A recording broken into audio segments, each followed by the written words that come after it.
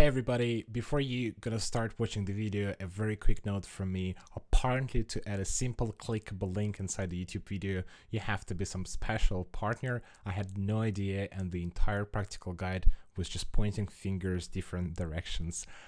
So please, every time you see me doing that, find the link in the description under the video.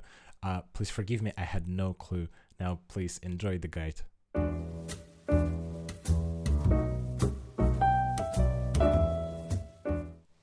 Welcome everybody, this is TechNation Visa Application Guideline. My name is Herman, I am official TechNation Visa Ambassador. You can find my face on the official page, and my purpose is to spread the word of TechNation Visa as well as answer any questions that you might have. In this video, I'm going to walk you through the entire process end to end. We're going to look at each individual part under the microscope to give you the best understanding possible how to make yourself clear and transparent, because there is nothing worse than being not transparent when you apply for a visa like this. This knowledge is based on my personal experience when I applied for my visa in 2018, as well as many people I have guided through the process on their application journey for the past few years. I have to warn you that while I'm entitled by TechNation Visa to spread the word, I don't speak on their behalf, neither I'm giving you legal or immigration advice. If you're looking for immigration advice, please follow the link. There are selected legal partners of TechNation that you can reach out to. In addition, for your convenience, we, the Alumni Network, have created a forum. You can go and ask any questions or browse through existing questions, as well as a reference for most frequently asked questions about the application process. Every time you ask a question, we receive a notification in our private Slack channel, so we're doing our best we can to reply as soon as we can, so please be patient. In this video, I'm going to touch upon only stage 1. Stage 2 is quite straightforward. As you probably know, stage 1 is the most critical part. That's where you receive your endorsement decision, whether it's yes or a no. If it's a yes, you then go and just apply for stage 2, which is an visa immigration process. Stage 1 is not immigration process and doesn't impact your status in the UK. However, it's the most critical part, it's the most important part. So let's go. Probably one of the most common questions that people ask is whether I should apply for a talent or a promise, and which criteria should I select. What I normally recommend to people is to use matrix exercise. It's very simple. You grab a piece of paper or a digital table, anything of your choice, and you list all the criteria both for promise and talent in the first column of the table. In the same table, you'd list all potential recommendation letters and evidences that you think you can collect, and you list them in the very first row of the matrix. What you do next is you're applying common sense and cross-check recommendation letters and evidences against the criteria, and that will help you to make a data-driven decision whether you should go for talent or promise and which criteria to select, and later on which of the documents are the strongest. I recommend you to list as many potential letters and evidences in this table as possible, because that will give you the better choice and as a result a better decision towards your application. The entire stage 1 rests on 3 pillars. It's a personal statement, recommendation letters, and a pieces of evidence. Personal statement is one of the most important documents that you will write in this application. It's, if you will, your autobiography. It's all about you. It's everything you have done so far, all your aspirations, all your passions, everything you care about, everything you want to do in the UK, and why do you think you want to apply for the TechNation visa. And this will determine which evidences do you need to collect and which recommendation letters do you need to ask for. People normally start with recommendation letters and thinking, well, what kind of people do I know that can recommend me? It's important. Those people most likely will be and should be recognized within their field, whether they're executives or professors. But first of all, it's about you. It's about your story, your journey, your application. So a personal statement will help you to understand who are those people. And that's what you have to start with. It's not easy. It won't be one draft, very many drafts. You'll be writing and rewriting. However, you have to start with a personal statement. Write those 1,000 words, and it will show you what evidences and recommendation letters do you need, and we'll talk more about later in the video on this particular matter. However, here is an example of the matrix template I have created for your convenience. I have used it myself, and someone else actually recommended it to me when I was applying for my visa, and many people have given a very positive feedback, including myself, with this mental exercise.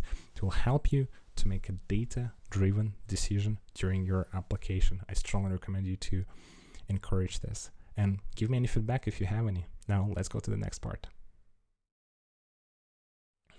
Now let's talk about the personal statement. As I mentioned in the previous part of this video, this is the most important document that you will write. It's a 1,000-word essay about yourself. It's about everything you have done so far, about your passion and aspirations and ambition, and what are you planning to do in the UK if you were endorsed by the technician. If you haven't seen it yet, there is an online documentation. In there you can find a few bullet points on how to structure your personal statement. What I encourage you to do, in every sentence where you make a certain statement saying, I have done this, or I have been awarded by that organization, or anything else, also include a justification and evidence. Statement, justification, evidence. I will give you a couple of examples.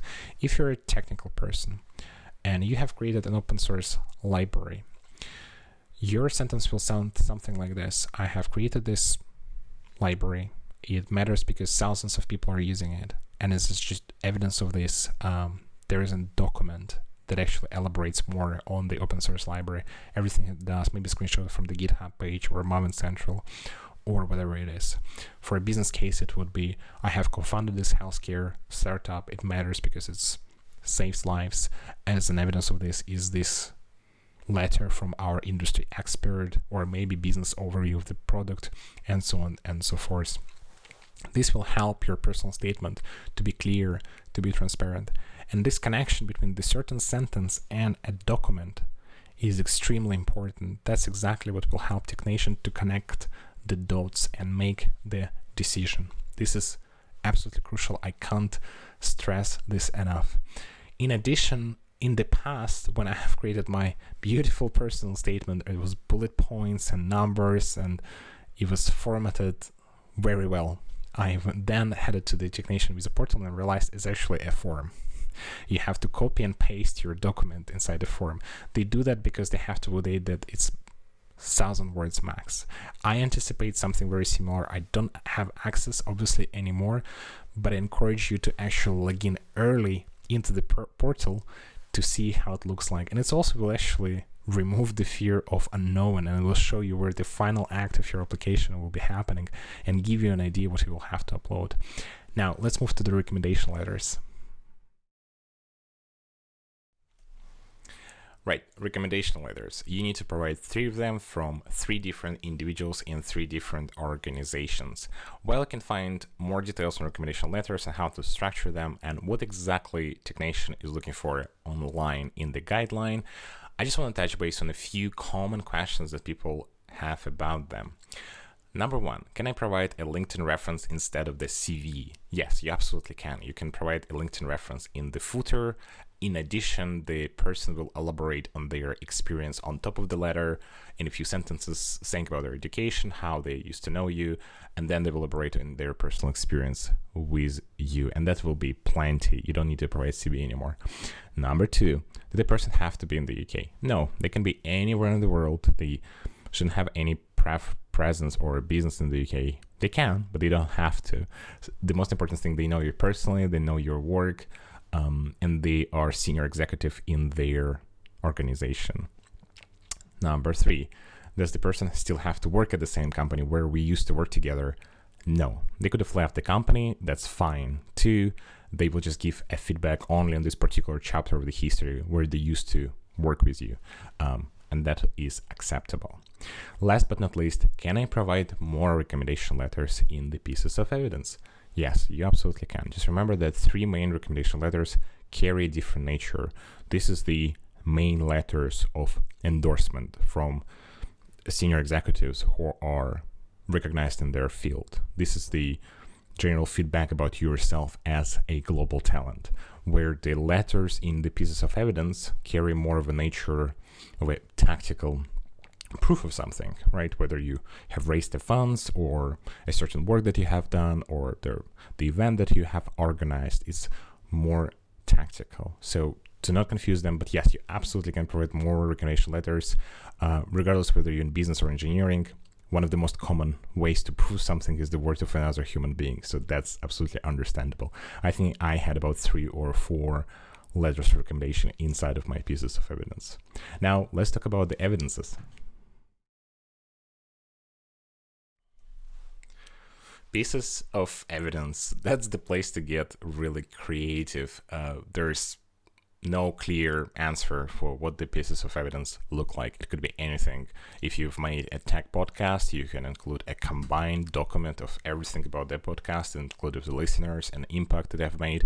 It could be a shareholders files or contracts or pay slips. It could be information about your open source library, event that you have organized, even photos. You can include photos of yourself at the event organizing the thing, or maybe a screenshot of the article in the journal or a magazine that features you and what you have accomplished. Go creative here. It could be anything as long as it proves a certain statement in your personal statement. Again, if you're in personal statement, you're saying, I have done something, see if you need an evidence. And remember to use a matrix exercise. It's going to help you to have a data-driven choice, which evidence to include and which are going to guarantee you a better chance of being endorsed. As well as you write your personal statement, you will see that you're making a statement and it might need a justification or a proof, and you will just include it in your matrix and look what can you provide later on. That's pretty much it for stage 1. Remember that you have a forum. You can reach out to us, ask any questions about if you have a doubt about certain evidence where it could be provided or not.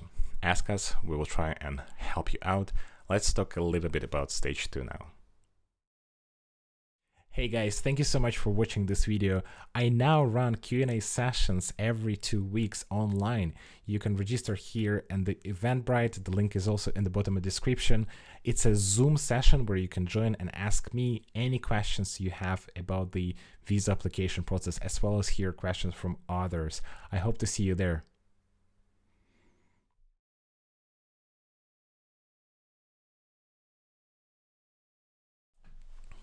Sad pandas and other sad animals of the world is one of my main concerns. If you found this content useful, please follow the link to donate any amount you want, and all the money will go towards the UK-based organizations that either fight global warming or work on sustainable and clean energy solutions.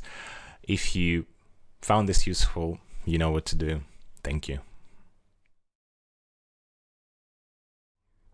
Stage 2 is quite straightforward. If you've been endorsed in the stage 1, congratulations. All you need to do is get your endorsement letter, your passport, and you're good to go to get your visa from the Home Office for the stage 2 and come to the UK. I know a few people who've been refused for the stage 2 for the sole purpose they couldn't apply within the UK due to their current immigration status. They've been on different types, so don't do the same mistake. It's quite expensive. Make sure to read carefully the guidelines, whether you have to apply from your home country or you can apply and switch within the United Kingdom. Be very careful in terms of that and do the right thing straight away.